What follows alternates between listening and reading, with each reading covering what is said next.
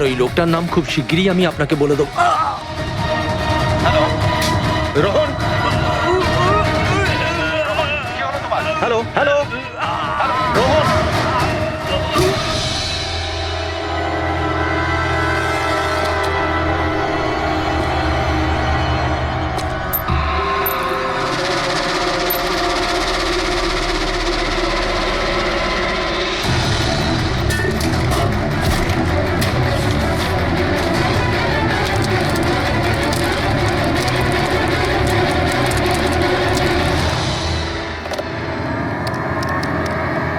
Hello, police station.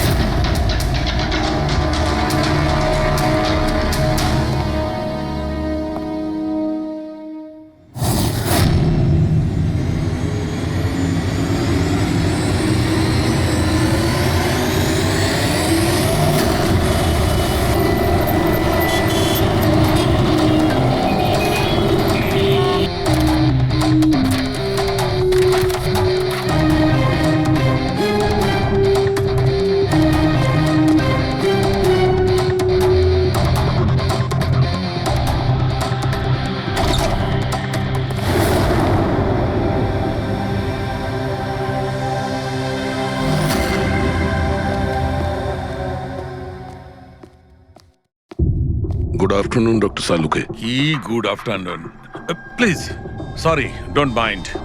আসলে যখনই কোনো নিরপরাধ লোকের খুন দেখি না, তখনই গুড আফটারনুন গুড মর্নিং এর উপর বিশ্বাসই চলে তাই তো যায়। ডক্টর।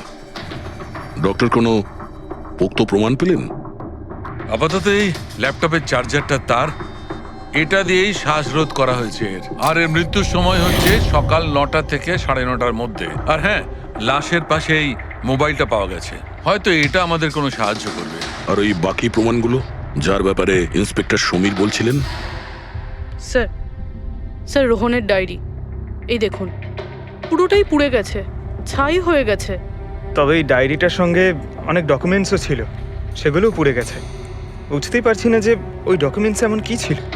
নিশ্চয়ই এর মধ্যে এমন কিছু ছিল যার জন্য ওই খুনি প্রবলেমে পড়তো, তাই প্রমাণ জ্বালিয়ে দিয়েছে আর এই রোহনকেও মেরে দিয়েছে।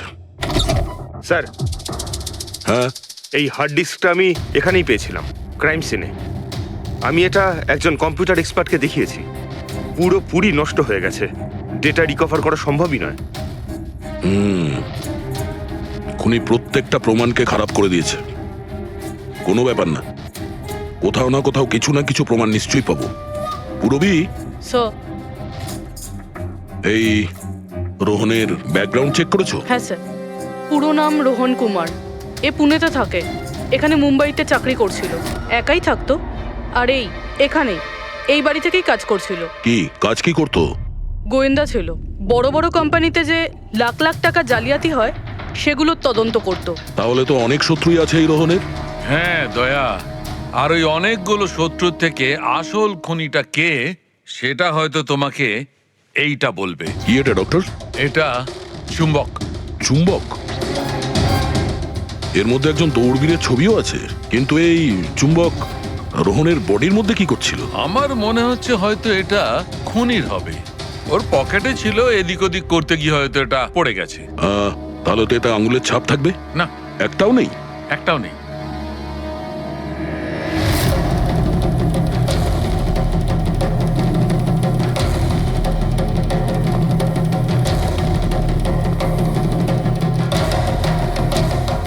খুনি মনে হয় এখান থেকে এসছে। মুরবি, স্যার। এই রোহন এই মুহূর্তে কার জন্য কাজ করছিল? স্যার, ডিএনডি বিল্ডকম লিমিটেডের জন্য। BND Buildcom limited? এটা তো ইঞ্জিনিয়ারিং আর কনস্ট্রাকশনের 1 নম্বর কোম্পানি শহরের। হ্যাঁ স্যার, এই দেখুন, এই ভাঙা হার্ড ডিস্কটার উপরেও ওই কোম্পানিটারই স্টিকার লাগানো রয়েছে। আর মারা যাওয়ার ঠিক আগে এই রোহন এই কোম্পানির সিইও মিস্টার হিতেশের সাথে ভিডিও কলে ছিল। আর স্যার, এই লোকাল পুলিশ স্টেশনেই হিতেশে কমপ্লেন করেছিল।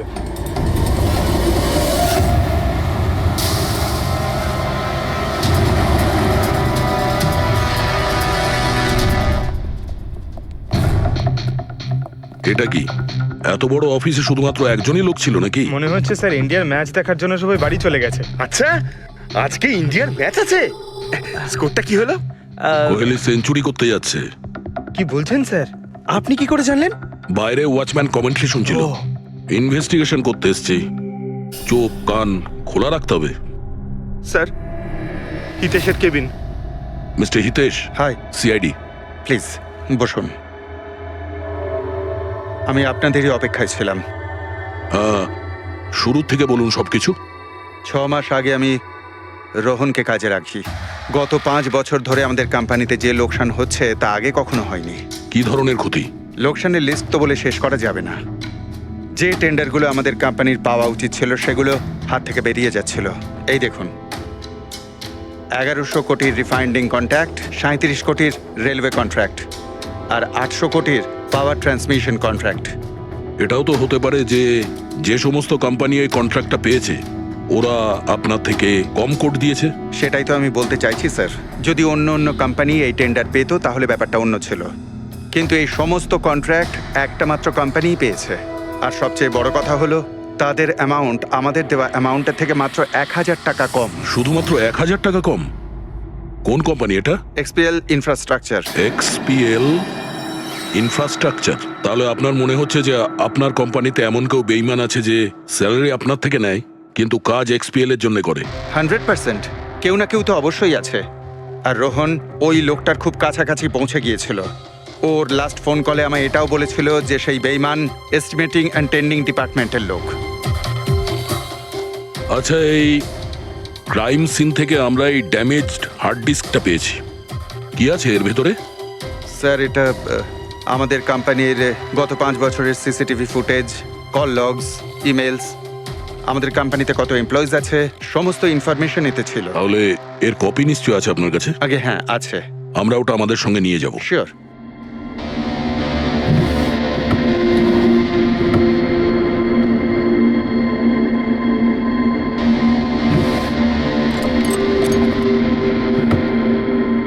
হয়তো হার্ড ডিস্কটা চুরি হয়ে গেছে। আমি এখানেই রেখেছিলাম হার্ড ডিস্কটা। কি? আপনার কেবিনের ভেতর থেকে কোনো জিনিস কি করে চুরি হয়? হয়তো আমার অনুপস্থিতিতে কেউ এসেছিল আর এখান থেকে। কিন্তু আপনার অফিসে সিসিটিভি ক্যামেরা লাগানো নেই কেন? কখনো দরকারই পড়েনি স্যার।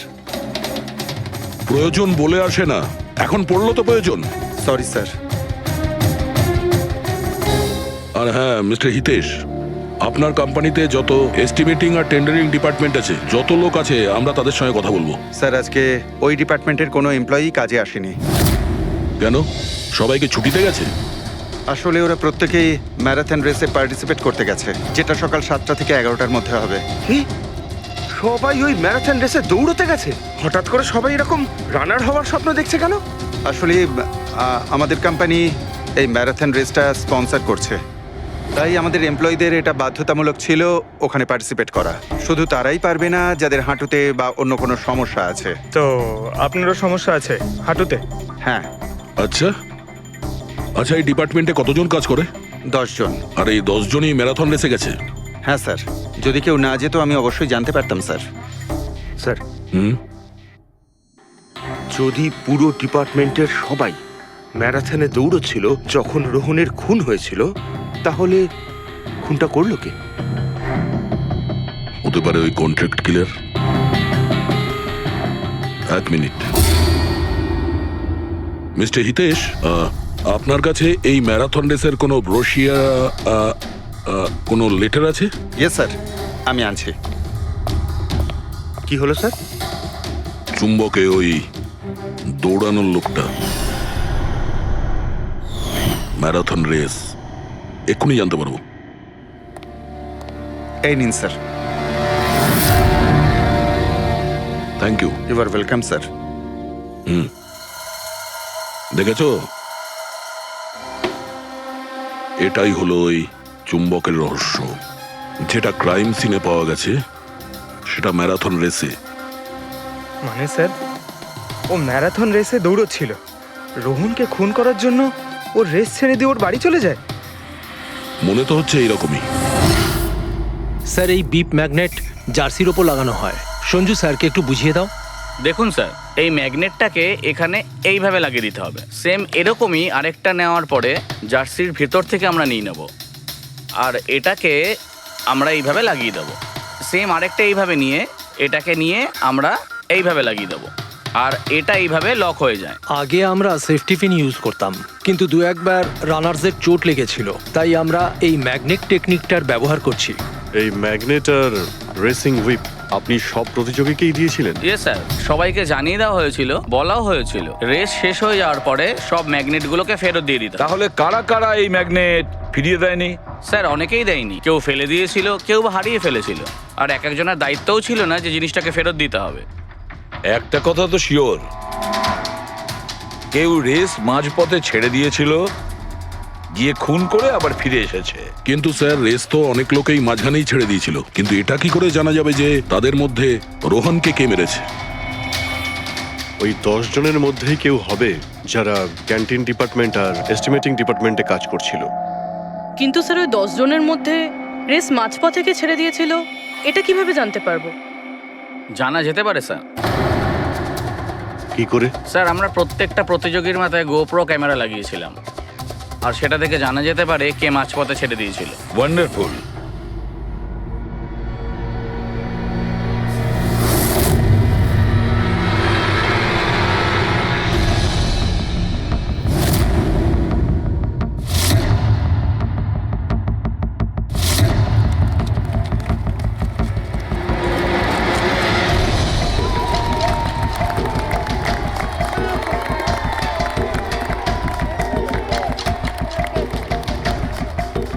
নবীন, এই রিস্টে তোকেই জিততে হবে।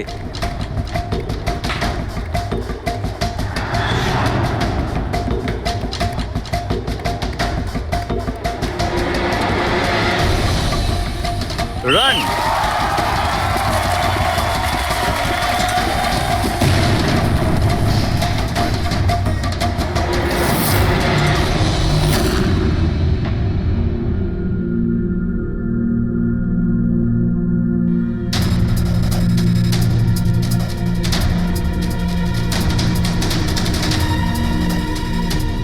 এই 4টে স্ক্রিন, এগুলো ব্ল্যাঙ্ক কেন? জানি না স্যার, আমরা তো সব ক্যামেরা চালু করে এদের দিয়েছিলাম, হয়তো ভুল করে এই 4 জন ক্যামেরা অফ করে ফেলেছিল। ভুল করে করেছে নাকি ইচ্ছে করে?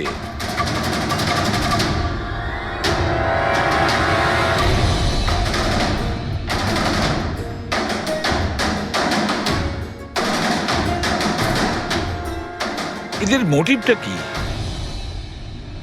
বুঝে উঠতে পারছি না, এরা কি করতে চাইছিল।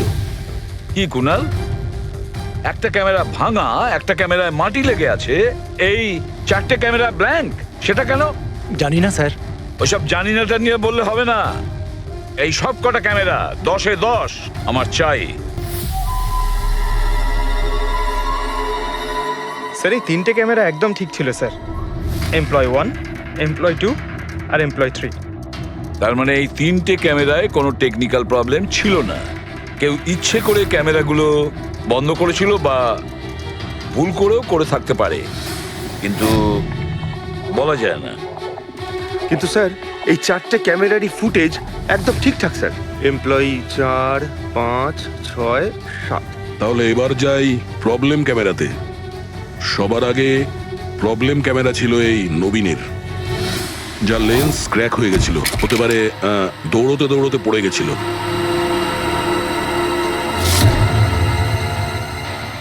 হ্যাঁ, আর স্যার, দ্বিতীয় প্রবলেমের ক্যামেরা, মুক্তিরটা, যে রেসের মাঝখানে দাঁড়িয়ে নিজের জুতোর ফিতে বাজছিল।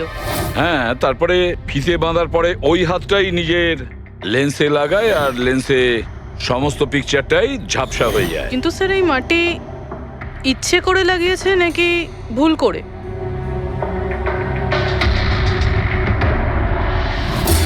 আরে 10টা লোকের তো 10টা গোপ্রো ক্যামেরা থাকা উচিত, এখানে তো দেখছি 9টা। গৌরবের ক্যামেরাটা কি হলো, সেটা কোথায়? স্যার, ওই ক্যামেরাটা হারিয়ে গেছে, গৌরব ওটা ফেরত দেয়নি। তাহলে স্যার এই গৌরবই খুনি, ওকে ধরে ফেলা উচিত। না পঙ্কজ, এইভাবে হয় না। হতে পারে গৌরব ক্যামেরাটা ফেরত দিতে ভুলে গেছে, আমাদের এটা ভাবতে হবে যে খুনি এই সময়টাই কেন বেছে নিল ম্যারাথন রেসের টাইমে খুন করার জন্য। ও তো চাইলে যে কোনো সময় খুন করতে পারতো, যে কোনো জায়গায় পারতো। হ্যাঁ, অ্যালিবাইয়ের জন্য স্যার, যাতে ধরা পড়লে খুনি বলতে পারে যে রোহনকে খুনের সময় ও তো ম্যারাথনে পার্টিসিপেট করেছিল। হ্যাঁ, সেই জন্য ও রেসেও পার্টিসিপেট করেছিল আর রেস কমপ্লিট করেছিল। তার মানে স্যার রেসকে মাঝখান থেকে ছেড়ে ও চলে গেছিল, তারপরে গিয়ে খুন করলো, আর খুন করার পরে এসে রেস আবার শেষ করলো। এক্স্যাক্টলি। কিন্তু স্যার এই ফুটেজ থেকে কিভাবে জানতে পারবো কে রেস ছেড়ে চলে গেছে, খুন করেছে, আবার রেস জয়েন করেছে? স্যার, এই ব্যাপারটা আপনি টাইমিং চিপ থেকে জানতে পারবেন। টাইমিং চিপটা আবার কি? আজকাল ম্যারাথন রেসে বিজেতা কে জানার জন্য RFIDর ব্যবহার করা হয়। RFID মানে রেডিও ফ্রিকোয়েন্সি আইডেন্টিফিকেশন। আগে হ্যাঁ, ও, এই টেকনিক থেকে একটা জিনিস জানা যেতে পারে যে একজন রানারের প্রত্যেকটা ল্যাব কমপ্লিট করতে কত সময় লেগেছে। RFID, radio frequency identification. Sir এটাই হলো চিপ, আর এটা রেসের ম্যাট, আর এটাই RFID টেকনিকে চলে। দেখুন স্যার। ও, তার মানে রেস শুরু হতেই যখন কোনো রানার এটা ক্রস করে তখন এর টাইমিংটা ওই মুহূর্তে শুরু হয়ে যায়। একদম স্যার, অফিসের কার্ডের মতন স্যার। ঠিক আছে, এটা তো বুঝতে পারলাম, কিন্তু এটা কি জানতে পারা যাবে যে কেউ রেস মাঝপথে ছেড়ে দেয় আর পরে আবার এসে জয়েন করে? এরও উপায় আছে স্যার। স্যার এই ম্যারাথন রেস 31 কিলোমিটারের হয়। এতে 4টে ভাগ, প্রথমটা 5, দ্বিতীয়টা 10, তৃতীয় 15, চতুর্থ 20। চতুর্থ পর্যায় থেকে ফিনিশিং লাইনের দূরত্ব কম করে 1 কিলোমিটার স্যার। তার মানে সব মিলিয়ে 6টা প্যাড, স্টার্টিং লাইনের প্রথম প্যাড আর ফিনিশিং লাইনের 6 নম্বর প্যাড, মাঝখানে 4টে থাকছে, 4টে ধাপ, 4টে প্যাড। যখন কোনো প্রতিযোগীর পা ওই প্যাডের মধ্যে পড়ে তখন আমরা বুঝতে পারি ওই রানার কত টাইমটা নিয়েছে। তাহলে কে রেস মাঝপথে ছেড়েছিল আর কে ছেড়ে যায়নি এটা জানা গেলে এটাও জানা যাবে যে একটা ধাপ থেকে আরেকটা ধাপে যাওয়ার সময় কোন রানারের সব থেকে বেশি সময় লেগেছিল। সবকটারই টাইমিংটা চেক করতে হবে। জানা তো যাবে সে কে যে মাঝপথে রেস ছেড়ে আবার জয়েন করেছে। পুরবি,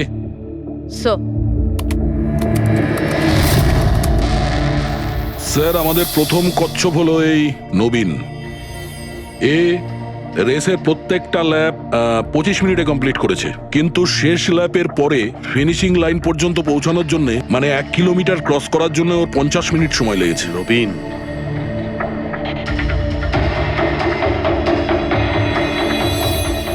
আর স্যার এই মুক্তি, এর টাইম তো রেকর্ডই হয়নি। 15 থেকে 20 কিলোমিটারের মাঝের ধাপ। তাহলে এ হলো দ্বিতীয় সাসপেক্ট।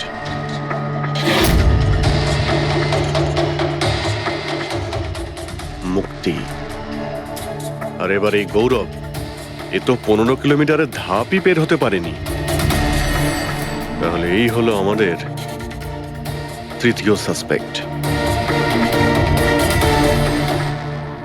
স্যার বাকি সবার টাইমিং তো মোটামুটি ঠিকঠাকই আছে।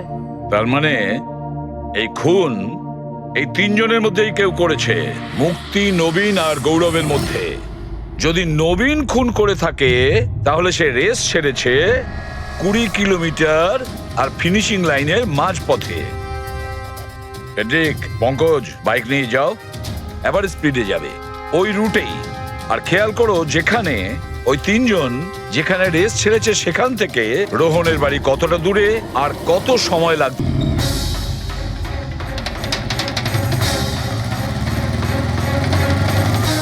15 কিলোমিটারের মার্ক থেকে আসছি স্যার, এটা 10 কিলোমিটার। হ্যাঁ, মুক্তি বোধহয় এখানেই কোথাও দাঁড়িয়েছিল, 10 আর 15 কিলোমিটারের মার্কের মাঝখানে। এই আমি স্টপ ওয়াচটা অন করলাম আর আমি চললাম রোহনের বাড়ি। থাম পঙ্কজ, এই রাস্তাটা দিয়ে।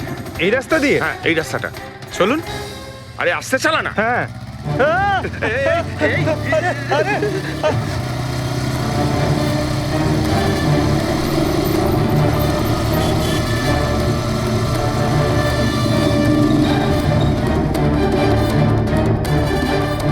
এই দেখুন রোহনের বাড়ি।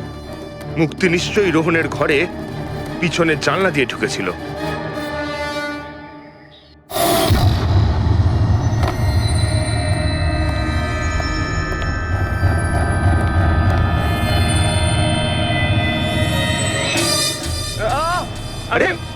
শুটিং করতে বলেছিলাম। থাম।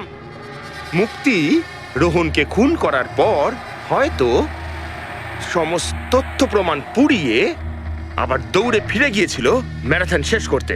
চল আমরা আবার যাব সেই ম্যারাথনের ওখানে 20 কিলোমিটারের মার্কটার কাছে।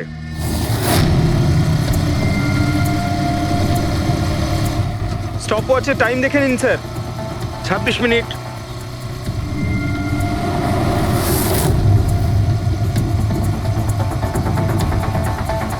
বাহ, আরে ব্যাস ব্যাস ব্যাস। এবার মুক্তি পৌঁছলো 20 কিলোমিটারের মার্কে পাক্কা 30 মিনিট পরে। আর তারপর এখান থেকেই হয়তো ও রেসটা শেষ করেছিল।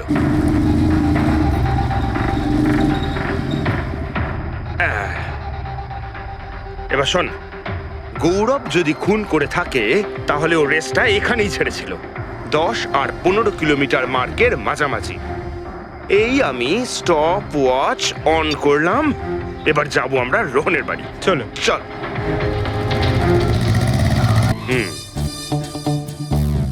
হ্যাঁ, একদম পুরো বিশ্বাস আছে আমার। Excuse me. এই ছাড় ছাড় ছাড় ছাড়, আরে আরে আরে মরে যাবো তো। চল।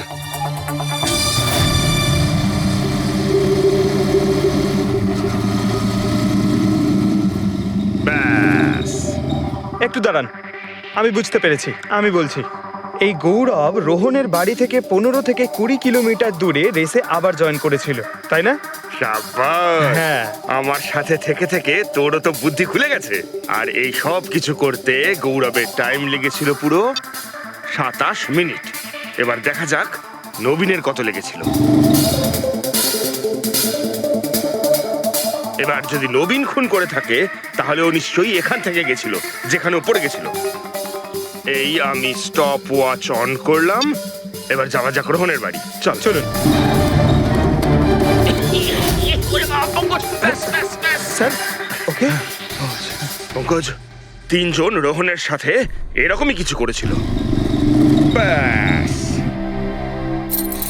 রোহনকে খুন করে নবীন এইখানে এসে পৌঁছেছিল ফিনিশিং লাইনের সামনে, যেখানে ও ক্যামেরাটা দ্বিতীয়বারের জন্য সরিয়েছিল। আর এই সব কিছু করতে ওর লেগেছিল হয়তো 48 মিনিট। স্যার, হ্যাঁ জানতে পেরেছি 3 জনের কত সময় লেগেছিল। আচ্ছা, তাহলে বলো মুক্তির কত সময় লেগেছিল? মুক্তির লেগেছিল 30 মিনিট। আর টাইমিং চিপ অনুযায়ী 39 মিনিট লেট ছিল। আর গৌরব? গৌরবের 27 মিনিট। আরও ম্যারাথন রেস থেকে নিখোঁজ ছিল 24 মিনিটের জন্য।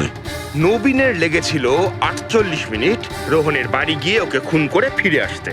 আর টাইমিং চিপ অনুযায়ী এই নবীন 50 মিনিট লেট ছিল। হ্যাঁ, আমাদের খুনি এই 3 জনের মধ্যেই কেউ হবে, নবীন, গৌরব আর মুক্তির মধ্যে। মিস্টার নবীন, একটা কথা বলুন। এই রেসে আপনি প্রত্যেকটা ল্যাপ 25 মিনিটে কমপ্লিট করেছেন, কিন্তু ফিনিশিং লাইনের আগে ওই 1 কিলোমিটার যেতে আপনার 50 মিনিট সময় লেগেছিল। কেন? স্যার, ওই 20 কিলোমিটার পুরো করার পর আমি নিচে পড়ে গেছিলাম। আর স্যার, ওই আমার পায়ে চোট লেগেছিল আর ক্যামেরাটাও ভেঙে যায়।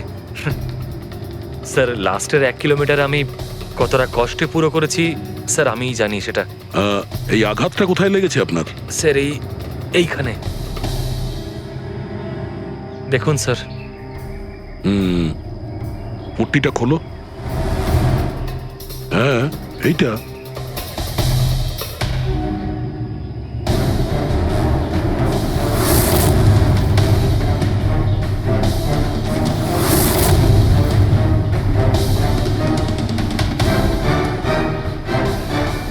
স্যার, এবার আপনার বিশ্বাস হয়েছে যে আমি কোনো দোষ করিনি? নির্দোষ যদি হও এত ঘাবড়ে যাচ্ছ কেন?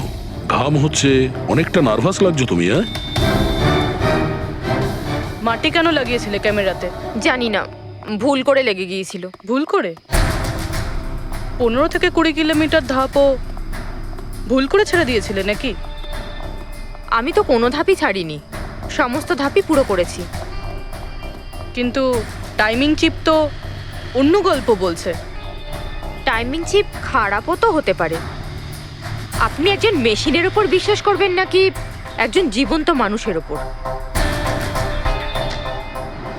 আচ্ছা, তোমার গোপ্রো ক্যামেরাটা কোথায় গেল? তুমি তো ওদের ওটা ফেরত দাওনি।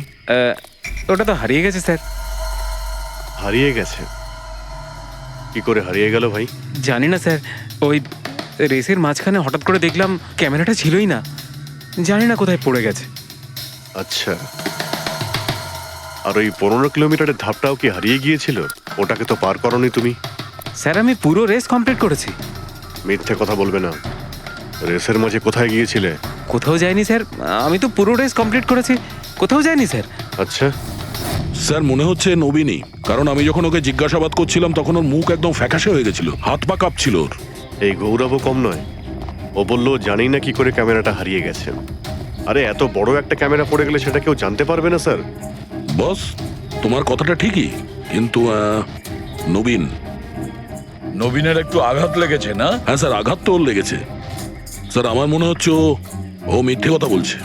স্যার আমার মনে হচ্ছে মুক্তি মিথ্যে বলছে।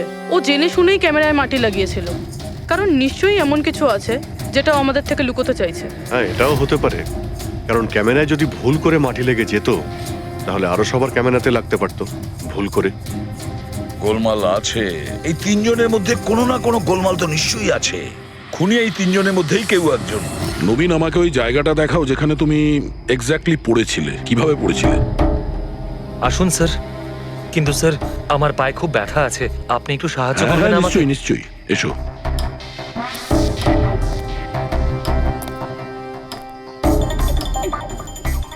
স্যার আমি এখনো বলছি আপনাকে, আপনি নিজের টাইম ওয়েস্ট করছেন। এমনটা যেন না হয় যে আসল খুনিই পালিয়ে যায়। সিআইডির হাত থেকে আজ পর্যন্ত কোনো খুনি না বেরিয়েছে না বেরোতে পারবে, নিশ্চিন্ত থাকো। হ্যাঁ স্যার ওই যে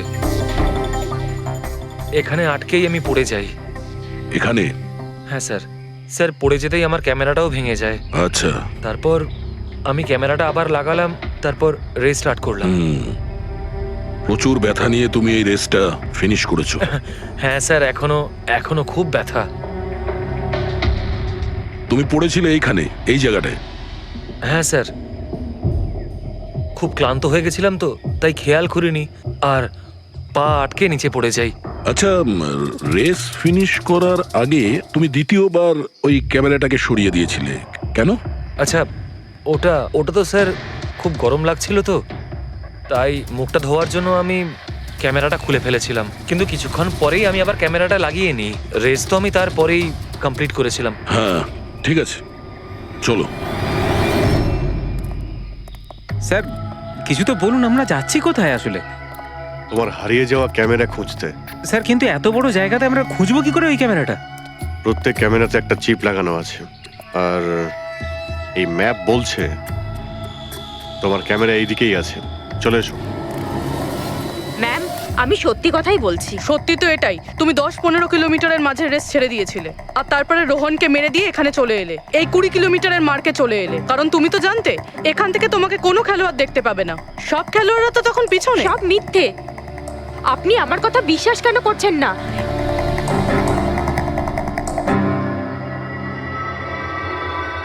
কি কি খুঁজছো? আমি কিছু তো না। কিছু আছে ওখানে? না কিছু না। আচ্ছা, ওই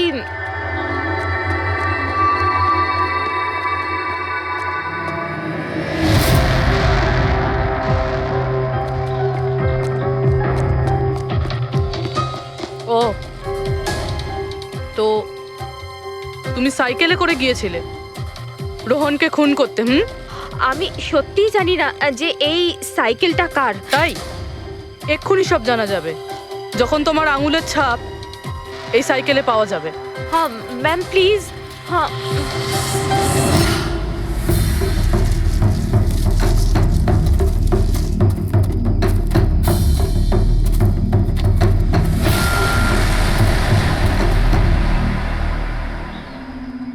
এই হলো ক্যামেরা। এটাকে পুরো ভেঙে ফেলেছো? হ্যাঁ আমি ভাঙিনি স্যার। দুটো ক্যামেরা?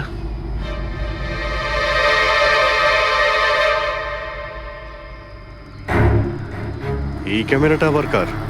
স্যার স্যার সরি, আমি আপনাকে মিথ্যে বলেছি স্যার, কিন্তু আমি আপনাকে সব সত্যি কথা বলে দিচ্ছি স্যার। বলো তাহলে সত্যি বলার মুড হয়েছে তোমার? বলো। আসলে আমি এই জঙ্গলে না ড্রাগস নিতে এসেছিলাম, ওই গায়ের জোর বানানোর ড্রাগস, যাতে আমার গায়ে শক্তি আসে আর আমি জোরে দৌড়ে এই রেসটা জিতে যেতে পারি। সেই জন্যই আমি ক্যামেরাটা ভেঙে দিয়েছিলাম। খুব ভালো মজা করো তুমি। জোরে দৌড়ানো ড্রাগ নিয়েছিলে ম্যারাথনে, যেখানে অনেকক্ষণ দৌড়তে হয় আস্তে আস্তে, সেখানে জোরে দৌড়ানো ড্রাগের দরকার ছিল। মজা করছো? হ্যাঁ, এটা কার ক্যামেরা? আমি জানি না স্যার। কোনো ব্যাপার না, সব জানতে পেরে যাব। আমি অপরাধ করেছি, কিন্তু ওটা নয় যেটা আপনি ভাবছেন। আমি রোহনকে মারিনি।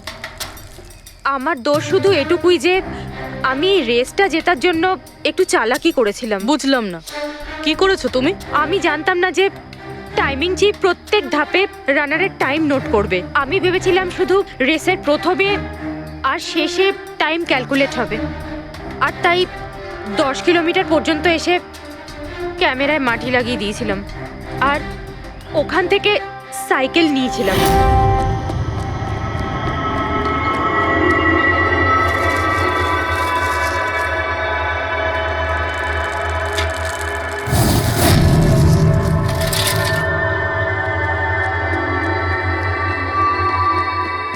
কিন্তু রেস শেষ হতেই সিআইডি ওখানে চলে এলো আর আমি ওখান থেকে সাইকেলটা সরানোর সুযোগই পাইনি। এত কিছু করেছো শুধু একটা রেস জেতার জন্য? আসলে অফিসে বেট ধরা হয়েছিল যে আমাদের ডিপার্টমেন্টে যে রেসটা জিতবে তাকে সবাই কন্ট্রিবিউট করে 5 লাখ টাকা দেবে।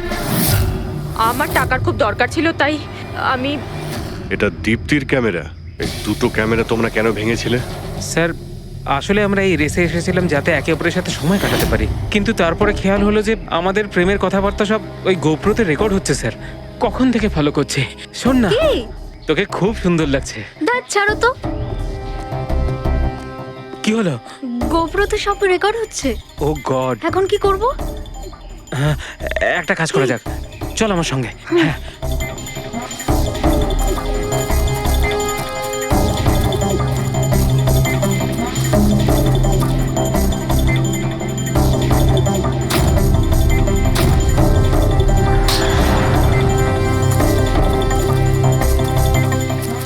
আরে তোমরা তো অদ্ভুত কাজ করেছো।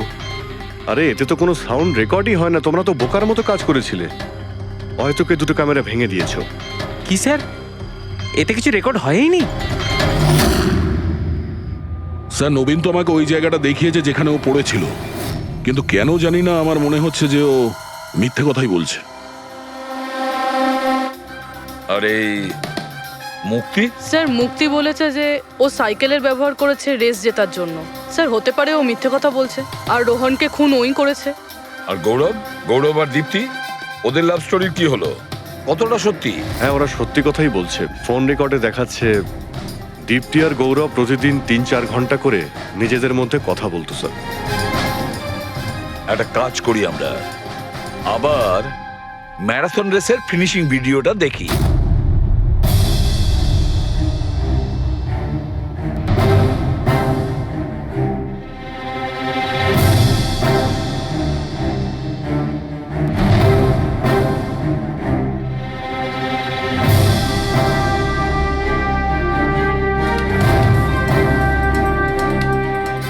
তার মানে গৌরবের ঠিক পরেই এই দীপ্তি ঢুকেছিল। দুজন একসঙ্গেই ছিল। মনে হচ্ছে স্যার দুজনেই এই কাণ্ড করেছে। এক মিনিট অভিজিৎ, দয়া, এই ফুটেজটা দেখো। এই যে, এই হলো সেই খুনি।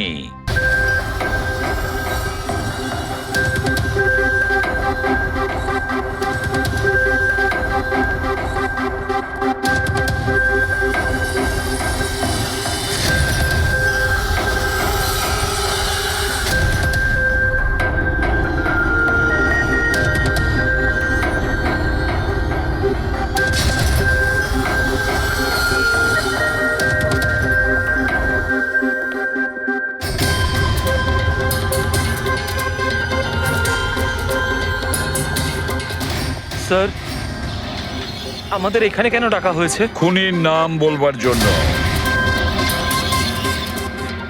স্যার, সত্যি খুনি ধরা পড়েছে? তাহলে বলুন না স্যার, কে খুনি? আরে বলবো, একটু ধৈর্য ধরো। মুক্তি, 5 লাখ টাকার জন্য তুমি বেইমানি করেছো, 5 লাখ টাকার জন্য। আর গৌরব, তুমি তো তোমার ভালোবাসা লুকোনোর জন্য বেইমানি করেছো। আর নবীন, তুমি চলো, তোমাকে আবার দেখাচ্ছি, রেসের একটা পাওয়ার দেখাচ্ছি। খুব ভালো করে দেখো আর বলো কোথায় ভুল আছে, বলো।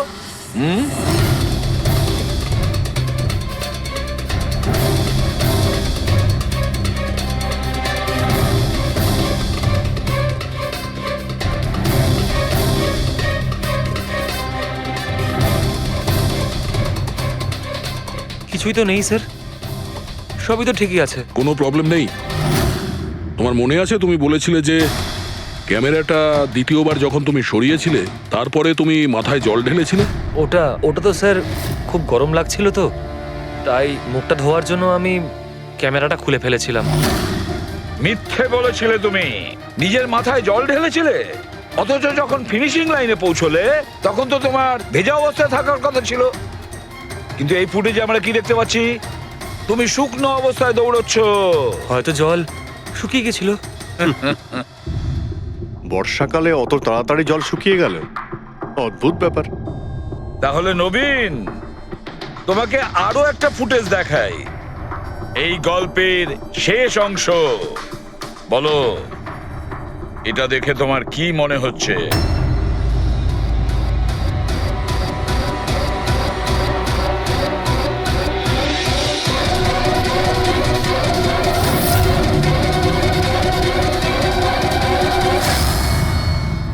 কি নবীন, এই ফুটেজে তোমার মুখটা কেমন চেঞ্জ লাগছে না? হ্যাঁ, অন্যরকম তো দেখাবেই, কারণ এই মুখটা নবীনের নয়, ওর ভাই প্রবীণের।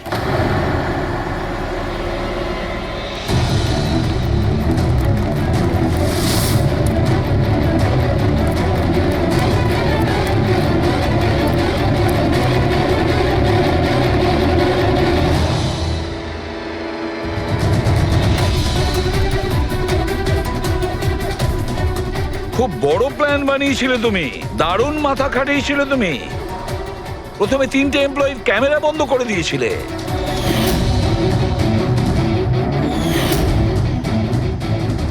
আর তারপরে নিজের গোপ্রো ক্যামেরা নিচে ফেলে দিয়েছিলে যাতে লেন্সটা ভেঙে যায়। আর তারপর নবীন নিজের ক্যামেরাটাকে খুলে পরিয়ে দিল নিজের ভাইকে, মানে প্রবীণকে।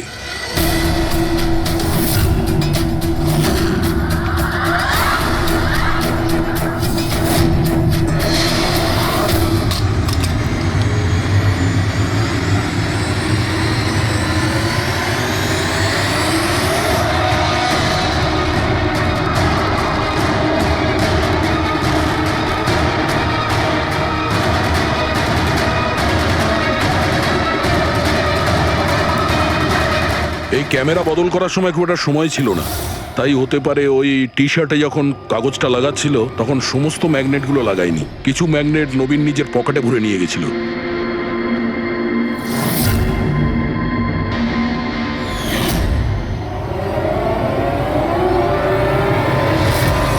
নবীন রেস ছেড়ে বেরিয়ে যায় রেইনকোট পরে আর পৌঁছে যায় রোহনকে খুন করার জন্য। কিন্তু ও কি করে জানবে যে রোহনকে মারার সময় ম্যারাথন রেসের ওই ম্যাগনেটই ওকে ফাঁসিয়ে দেবে?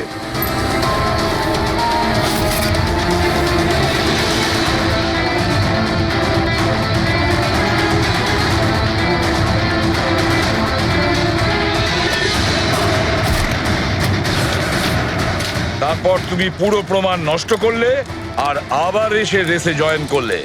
ইচ্ছে করে নিজের পায়ে তুমি চোট লাগালে যাতে আমরা বিশ্বাস করি যে আঘাতটা সত্যি। আর তারপরে তুমি রেসটা ফিনিশ করো। তাহলে বলো। হ্যাঁ স্যার, আমি খুন করেছি রোহনকে। একদম পারফেক্ট প্ল্যান ছিল, কিন্তু আমি কি করে জানবো যে আপনারা আমার থেকেও অনেক বুদ্ধিমান? প্রত্যেক অপরাধী এই ভুলটাই করে, কারণ তার মনে হয় যে সে আইনের চোখে ফাঁকি দিয়ে দেবে। এবারে বলো, ওকে কেন খুন করলে? তাড়াতাড়ি বলো। বিএনডি বিল্ডকনে হওয়া প্রত্যেকটা গন্ডগোলের পেছনে আমিই ছিলাম। আমার জন্যই প্রত্যেকটা টেন্ডার কোম্পানির হাতছাড়া হলো।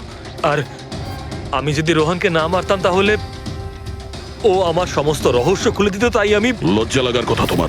যে থালায় খেয়েছো ওই থালায় ফুটো করেছো। আর সেই পাপ লুকোনোর জন্য তুমি রোহনকে খুন করে দিয়েছো। আইন তোমাকে কঠোরতম শাস্তি দেবে।